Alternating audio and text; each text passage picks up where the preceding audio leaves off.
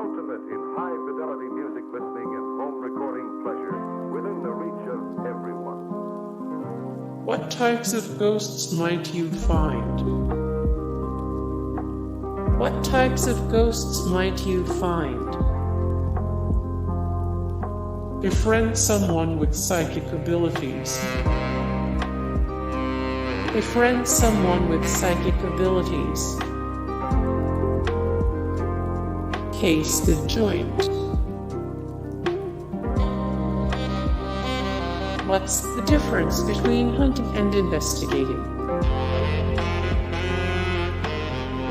What equipment do you need? Hey guys, thank you so much for the support and likes and comments down below, and also thank you so much for watching, and I look forward to see you in the next video. Then take care, bye.